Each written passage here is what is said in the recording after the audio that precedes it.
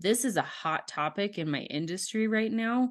How can I educate on this same topic? Mm.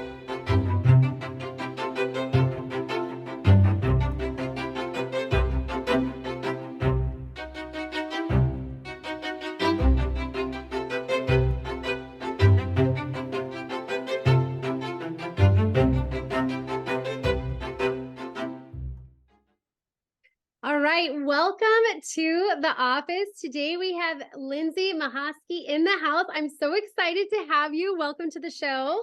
Thanks for having me.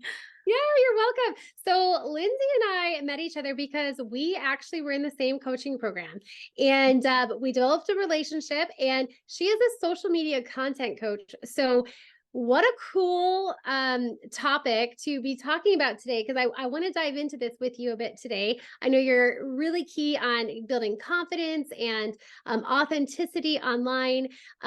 So before we begin, Linsey, could you just give a little bit more about kind of what you do, who you serve? Yeah, absolutely. So, like you said, I am a social media content coach. My journey is currently kind of backwards right now.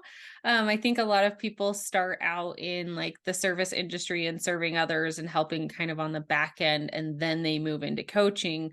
Whereas I started with coaching and now I'm working my way backwards into helping people on the back end of their social media. So, it's kind of awesome. I help female entrepreneurs because I feel like women deserve to have their voice seen and heard on the internet. And we don't have to change who we are to do that. So we Mhm. can make our mark on the world and we can make a big impact without having to be somebody that we're not. And so it was really important for me when I started my journey, being somebody who struggled with that, feeling like I'm not seen unless I'm somebody else. Um, Mm. it was really important for me to break out of my shell and show other women that they can do that too. Yeah, I love that. That is so important in especially online sales, of course, right? We have so many people online that are in coaches or in the industry that we're in, and we see their posts and their content show up. It's very easy to fall into comparison or just taking on the voice of somebody else. How do you help your clients to, like, I know that you've done it for yourself. How do you encourage your clients to, I guess, find their own voice through this?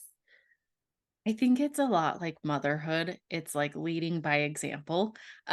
So I show up Yeah. myself, and I've had so many people compliment me on the fact that like when they meet me on a podcast interview or in a coaching container or they meet me in real life and they're like, "Wow, you are exactly how I expected you to be." And so I try to just live what I teach, but when it comes to teaching women how to be confident online, it's really identifying who you are. What is your identity? What does it mean to be authentic and to be confident? And a lot of times it's those scared moments, those like inner child, like afraid to let ourselves shine because we think that we're going to be judged or we think that we're going to be ridiculed or whatever it may be. And it's pulling back the layers of that. So my background is I started as a life coach and a confidence coach. And so I use those skills from being a life coach and a confidence coach. And now I teach women how to use that in their sales and their marketing So online. good. Yeah. I love that. What a great background to bring into this. Okay, so I know I love hearing how people are brought into where they're at, like that journey. Because it sounds like, I know you said that you're doing things a little opposite. You started with coaching and now you're moving into more service based, but like, okay, how did you get into life and confidence coaching at the beginning? Because you also said that you kind of struggled with that area. So how did that Yeah. happen?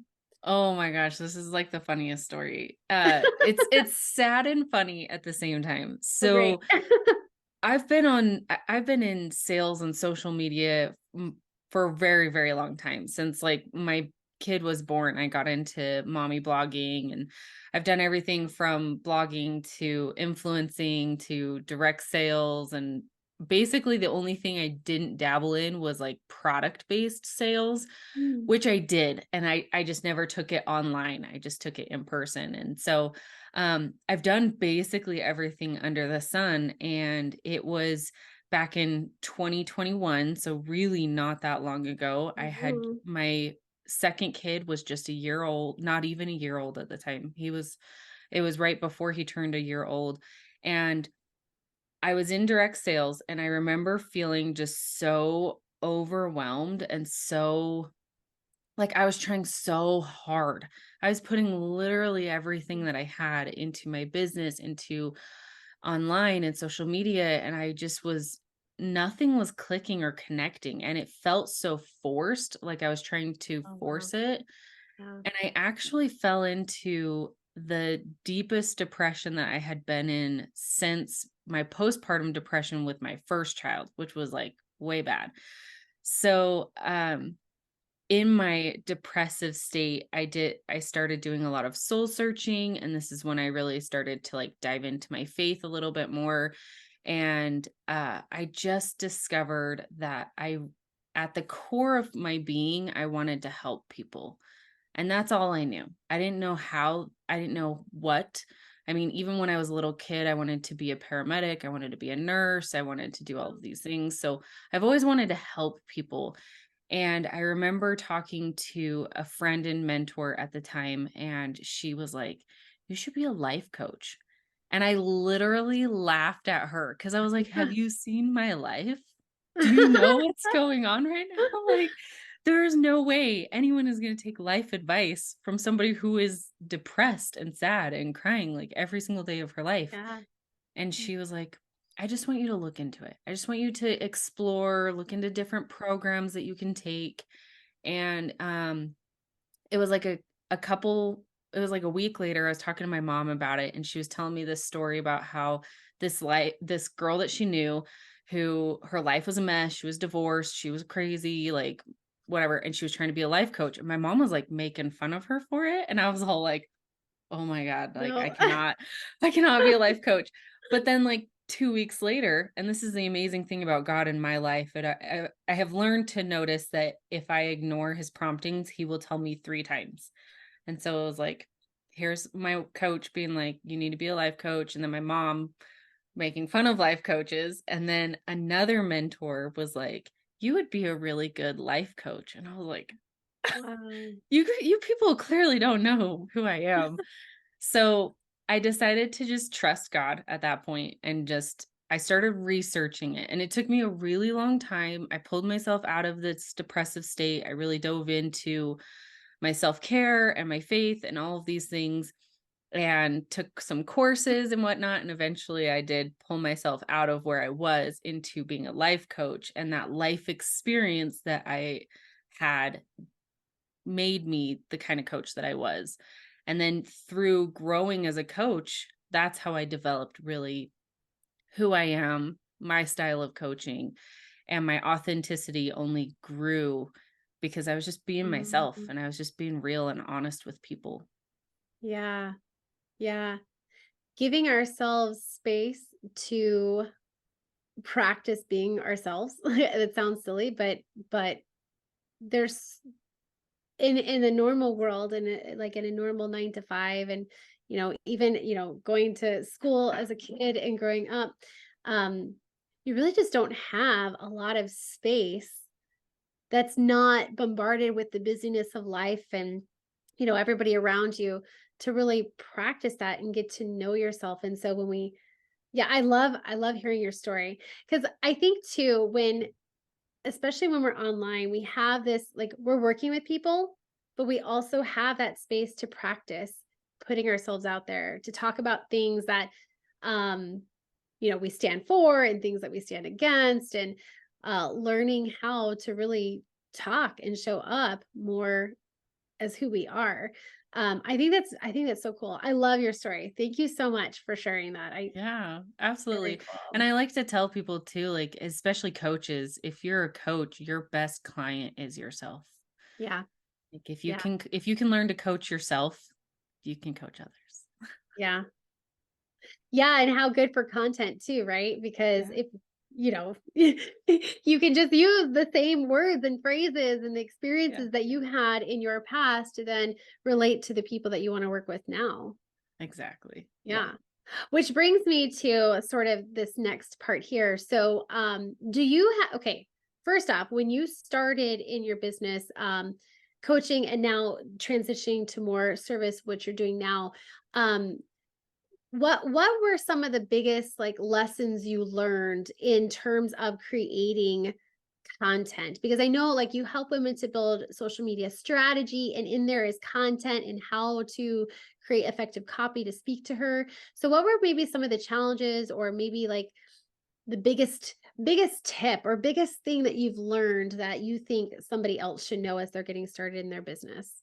Oh, immediately I think of don't overthink it, because I overthink everything. And especially in the beginning, like I overthought, every time I made a transition or every time I announced it, I would overthink about it, and I would go into that imposter syndrome, or like, who am I to be posting this kind of thing. And I Mm, just you can overthink yourself out of doing something. So yeah, you go to post and you think about it so much, so much, so much that eventually you just don't post it. just don't So post. my biggest tip would be, don't overthink it. When you overthink it, you lose that authenticity. Your first initial draft is going to be the most authentic version of what your thought process is. So, I Mm. mean, just clean up that first draft, but just post it. Just put it out there. Yeah, that's great advice. That also reminds me of kind of the flip of this. Like when people are using networking groups, uh, one of the things I used to do is I used to read the comments that other, like if somebody had posted something and had a question, I was like, oh, I could answer that, and then I would read the comments, and then suddenly I would second guess what I was going to say, or I would change what I was going to say, and then I just wouldn't say it, Mhm. right? Whereas kind of what you were saying, like, don't overthink it. If somebody has a question and you know that you can answer it, just answer it before reading any of those comments. Yeah. Um, yeah. So do you have a particular um like have you ever used somebody like as a model, like maybe you really liked their style of content and you use them as a model for learning how to create your own content? I wouldn't necessarily say as a model for creating my content, but I love to educate myself, and I love to one of the things that my clients really like is I try to stay ahead of the curve when it comes to the algorithm changes, the Mm, different platforms, the new updates and things like that. And so I'm constantly learning and educating myself, and because of that I follow other social media coaches, and mm, through their coaches, I do or through their posts, sorry, I do get good ideas. And then I just think like, how would this apply to my clients? yeah. And how would I say it? Because a lot of people, I have clients who are like, well, I don't want to feel like I'm copying somebody. I'm like, well, you're not copying them. You're just taking inspiration on a Yeah. well talked about subject. Because if you look hard enough, they're also copying somebody else. Everybody's copying each other. Right. And Yeah. it's not, I mean, if you're literally taking the same graphic, the same copy, the same text, and you're using that, then yes, you're copying them. That's plagiarism. But if you are taking inspiration and you're saying to yourself, this is a hot topic in my industry right now, how can I educate on this same topic? Mm, Then yeah. it's taking your own spin on it. So I don't really model as far as like the style, because I think that's where your authenticity gets to shine, is like you have your own branding colors, you have your own design, your own fonts. Everybody has their own style, right? Some people are edgy, some people are super bubbly. Everybody has their own style. It's what comes down to is the core of the value that you're providing, Mm. and uh putting that your best foot forward when you're trying to help your audience. Yeah, I agree with that. So do you use primarily Facebook or Instagram, or do you have another uh platform that you like to use? Facebook and Instagram are my two main ones. I primarily post to Instagram and then cross post to Facebook, but I use a lot of groups on Facebook. They're so hot right now and they continue to be hot. Facebook Yeah. has come out and said that groups are the best way to build connections right now. And that's kind of their sneaky way of saying the algorithm is favoring groups. But, Yeah. Facebook and Instagram is where I thrive, and then I also dabble in the other ones. I have profiles on all social media Well, that's across the good. board, which Yeah. Yeah, that's good. mainly because I want to know, like, if a client has a question, I wanna be familiar with that, but I do primarily, for personal use Facebook and Instagram because that's where the majority of my clients come from. Yeah, same here. Same here. So when you have the profiles on, other platforms, do you have them like funneled to go to a certain place, or are they just there for placeholders? And then if anybody has questions? They're mostly placeholders, I'll be Okay. honest, because I claimed my name across all Yeah. platforms So smart. so that I could be the only, "Hey, it's Lynsey" out there, and, I have a unique spelling of my name, obviously, so Yeah, that you makes it do. kinda easy, but I wanted to claim my name, and then the majority of them just direct to my website, and my website directs everywhere, so Yeah. Yeah, that's awesome. Huh, I wish I had known about claiming my name, but when I got married anyway, I it was just all messed up because there's um an auctioneer. Well, she's actually a retired auctioneer now, but now she does like coaches other auctioneers or something. Oh, that's Anyway, she's interesting. a huge name. My name, Teresa Taylor, but she's teresataylor.com. In a So you lot of didn't really places. Yeah, so I'm uh, like, maybe one day, like, I've debated on like sending her a letter and just say, keep me in mind that when you're ready to sell your domain, I sure would like it. So I just use teresataylorcoaching.com. But then I saw yours, hey, it's Lynsey. And I was like, that's so creative. I love that. Yeah. It's So, and simple and timeless. yeah, yeah, absolutely. And it can transition with you into Mhm. anything that you choose. Yeah. So is that your website name too? Hey, it's Lynsey.com. Yeah, yep. So cool. Yeah. I love that. Okay, so you're on mostly Instagram and Facebook, and you've mentioned the algorithm. What are some things that you think people should know currently about the algorithm? Maybe like what's hot, what's ticking. I know you said Facebook groups, but do you have any advice on algorithm and using that for success? Yes, and this is a timeless trick to remember that will never go out of style with the algorithm. This is the one piece about the algorithm that will never, ever change. Social media is meant to be social. That's the whole reason why it exists. So the algorithm thrives on engagement. It thrives on people engaging with you, you engaging with them, and that will never go away. That will never change because the social media platforms, and this goes across all the platforms. So one quick side note is every single platform has their own algorithm and usually multiple algorithms per platform. Platform. So Mhm. Instagram has an algorithm for stories, an algorithm for the reels, an algorithm for your feed post, your non-following post. Instagram Mhm. alone has like 12 and Facebook has like 100. Like there's Oh, a wow. whole different yeah, there's so many different algorithms out there. But the algorithm across the board, every platform, doesn't matter where you're hanging out. If you are engaging and people are engaging with you, your content is more likely to be seen by others because it's triggering the algorithm that conversation and connection is happening in this space. So we're going to bring more people to it to experience what's going on. Yeah, that's great advice. Definitely. So when we think about engaging people, okay, so let's take that. So we're engaging people, but then some people have groups, right? Like I have my group, you have a group, don't you? Yes, I do. Yeah, yeah, okay. I knew that. I don't know why. Anyway, okay, so when like we're moving people into groups, how should your content differ between your main profile where you're really working up a different type of engagement, right? How would that differ than inside of your group? I think that a lot of people, and this is just my personal opinion, but a lot of people get inside their private groups and they become more stuffy and more professional, where it should be the opposite. If Mm, you're letting somebody into your mm, private group, it should be a more intimate, a more raw experience. So I yeah. go live a lot in my group, and I'll even do like spontaneous lives where I'm like sitting on my front porch and it's like I don't have my computer, I just have my Yeah, I phone. love that. And you should be peeling back the layers a little bit and getting more vulnerable with your audience inside your group.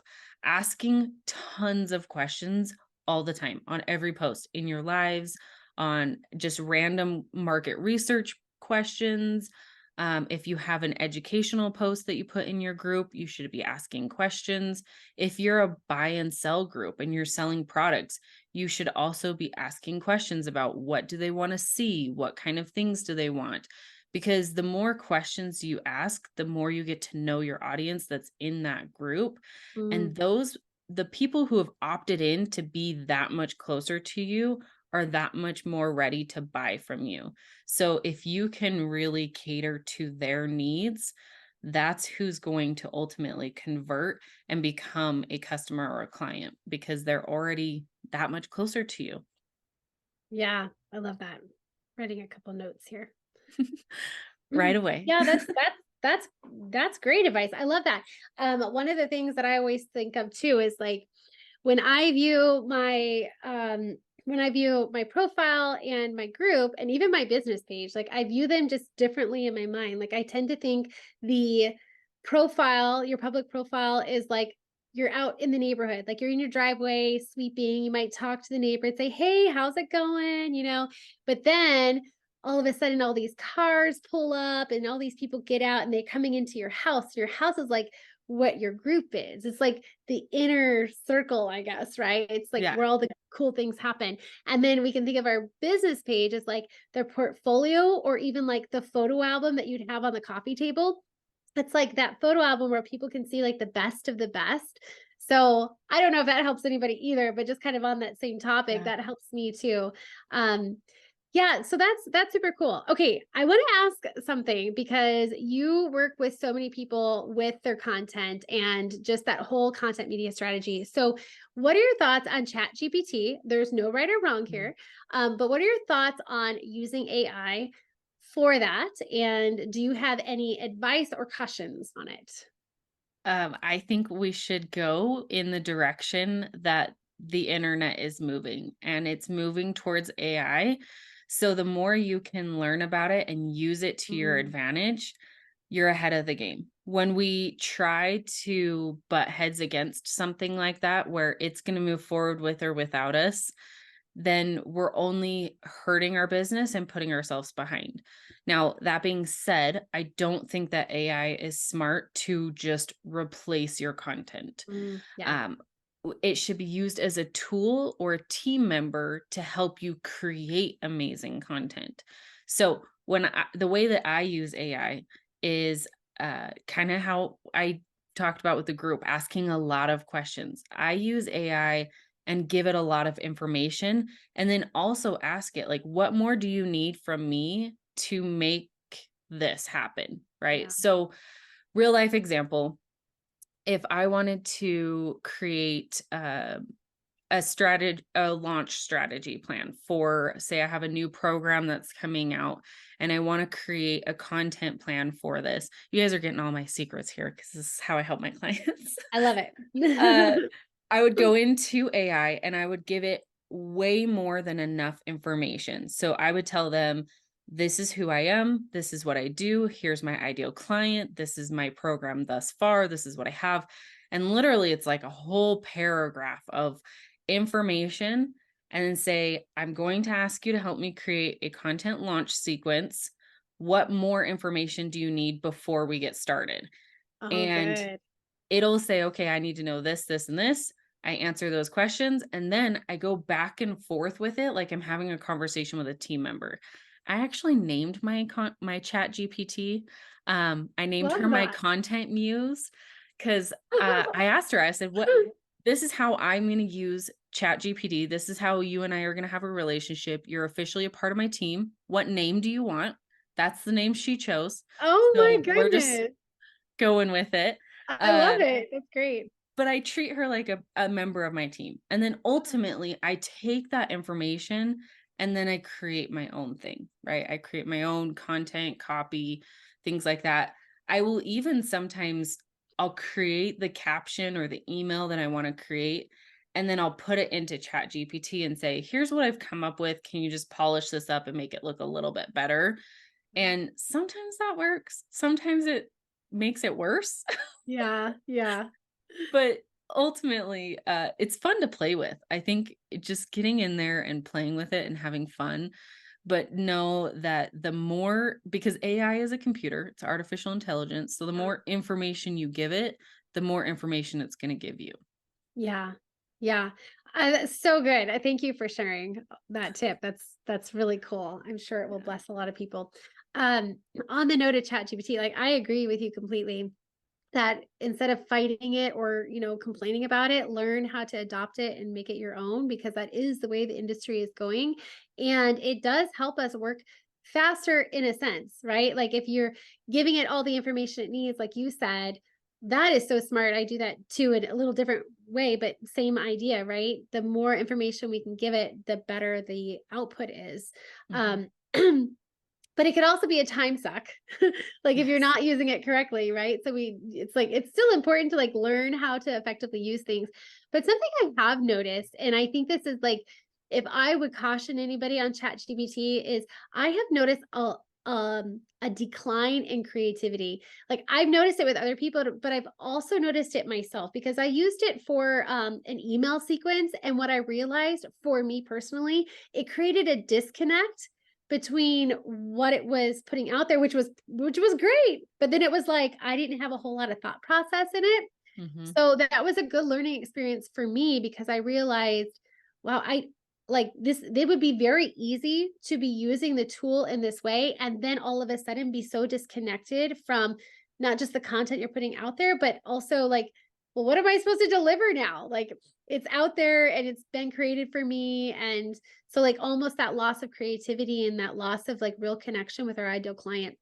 So just in the caution of that, like it's still important, like you had said, like Mhm. it's a tool. I love that you said that. It's a tool for you or a tool for your team to help you create good content, but it should never replace us. And it definitely should not replace our full creative uh something around what we do, Yeah. you Well, know? and that's where our creativity is where our authenticity comes from. So if you Yeah. take that creative process out of it, you're turning yourself into a robot and you're learning and taking advice from a robot. So then we've just become one ourselves. And so you're Yeah. right. You have to keep that creative process. And that's why remembering that AI is a tool and not a replacement, you should never ever just copy and paste out of AI. You should ask it for Mhm. outlines, you should ask it for suggestions. If you do copy and paste it, like copy and paste it into a Word document and then change it to be your own unique voice. And the Yeah. easiest way to do this is to read it out loud. If you read it out loud and you're stumbling over yourself, it's not Mm, you. So good. say it how you would conversationally talk to somebody. Like I had even, and this goes for not just AI but for like proofreaders and editors and everybody. I had somebody proof my content and she was like, "You should change this word and this word." And I was like, "I would never say that." I love it and I see what you're saying because it would make me sound more professional, but in Yeah. real life, if I were Mm, having a conversation, I would never say those things. And so I ultimately just kept it the way that I say it, and it wasn't wrong. It just was me. It was right. my authentic self. Yeah. Great advice. Great advice. Okay, so you've been in business for a while. What do you think has been maybe the biggest, I guess, like the biggest overall lesson you've learned about being an entrepreneur I so far? think it I know I was gonna say, I'm like, "Oh, still learning?" That imposter syndrome never goes away. It just changes as Mm, you grow and expand, and, I love how you say you've been in business for a while when I really haven't. I have actually not been in business that long. And especially when you're talking about like the social media side of my business, it's been Oh, yeah. not even a year at the time of recording this. And so because of that, I get a lot of imposter syndrome around that. And the little demon in my head keeps saying like, who are you to be coaching on this? You haven't even been coaching on this for a Mm, year. You blah, blah, blah. Like all these things keep coming up.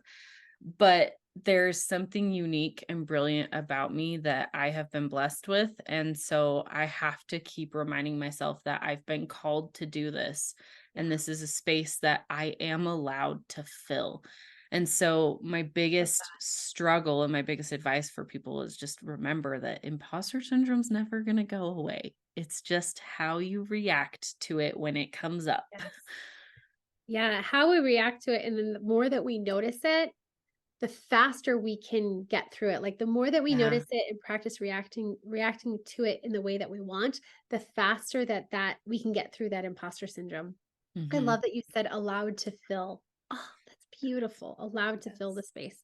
So on that note of imposter syndrome, and probably the best advice, I think, yeah, biggest lesson that it still happens. I remember a couple years ago, I was talking to a friend and I was like, I don't know why I just feel so confident in so many areas of my life except for this. And at that time it was, coaching because it was brand new. And um, but I started really reflecting on it. And what I realized was that, well, of course I don't feel confident in it because I'm constantly learning. And that feeling has never gone away, but I understand it more, like you said. Um, and so I can get through it quicker. But like even just understanding that as an entrepreneur, we're not working a 9 to 5 job where like we know what we're supposed to do every single day and we just do it when we go home, right? As an entrepreneur, you're constantly evolving and growing. Your business is growing with you and you're learning new things, applying new things, learning new systems, all those things. So as we are in a state of being uncomfortable, we can't also experience confidence in the uncomfortable, but the confidence comes through the more we practice this. So this becomes less uncomfortable. We feel more confident. And then we also experience less imposter syndrome in those areas. But every time we get to a new level, like, yeah, it just seeps back in again. And so the more that we understand it, the more that we can like remind ourselves of the truth that I am allowed to fill this space. This is my calling. Yes, the faster we can get through it. So I absolutely love that, Lynsey. Thank you for sharing that. Yeah, Very absolutely. You're welcome. cool. Okay, so tell us what's on the horizon for you? Like, what are you working on over the next few months? Do you have any big goals or I mean, I Yeah. don't know. So, like I said at the very beginning of this, I kind of am working backwards. Like I started Yeah. with the coaching and now I'm moving into service based. And what I mean by that is I opened my social media marketing agency that is going to encompass all things from coaching, courses, challenges, social media management, content creation, and all of the things in between. So I have this like really big idea, and I could have waited until it was all formulated, that I had the pieces in place, the team hired and all of these things.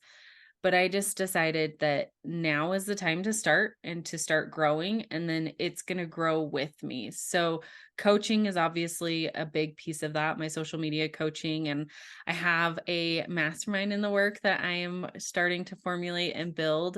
And then I have just started offering social media management, and from there, we're going to be building and adding on ad strategy and content creation, proofreading, so much more. So So cool. That's exciting. And I love that you didn't wait. I know. I love that you And I didn't wait. didn't. The waiting is what killed dreams, I think. Yes. So good for you. And then just like allowing yourself to grow through the process, like allowing things to unfold as they unfold. Like you get started, action produces clarity is one of my big core values. And so I am so excited, Lynsey, for what the future holds to you. Thank I mean, I've you. already seen such incredible growth in just how you even talk about what you do. Like so much clarity has come since in the short time that I've known you. So I'm really Yeah. excited about what's in the future for you and all the people that you're going to help. Um, We will have, or in the description is all of Lynsey's contact information. And I really encourage you that if you have just resonated with anything that she said, either her story or you're looking for help with your content strategy or any of the other things that she's talked about, I really encourage you to reach out to her. We'd love to hear some of your takeaways in the comments here as well. But Lynsey, thank you so much for joining us today. Do you have any last thoughts, anything you'd like to share before we close up? Oh, yeah. The last thing that I would like to say is just to reiterate that the more authentically and unapologetically you show up as yourself, the more you're going to attract those dream clients, because the people who are meant to be in your space are going to be attracted by your God-given gifts of who you were meant to be on this earth. So don't try to hide it. Just be yourself, be unapologetically you, and I promise the right people will come into your space. I love that. Thank you so much, Lynsey, for joining us today. It's been a real pleasure getting to chat with you. Yeah, thanks for having me. This was so fun. Good. Okay, great. Well, we'll talk later. Okay, see you soon. Bye. The Productive and Profitable channel is all about helping entrepreneurs grow wildly profitable businesses without sacrificing time with their families or the things they love. And we do this through top-notch trainings and community. Be sure to subscribe and hit the notifications button so you don't miss any future episodes. And if you're ready to dive deeper and take your business to the next level, be sure to join our free business community over on Facebook. Simply visit teresataylorcoaching.com and hit the community tab. We can't wait to see you over there.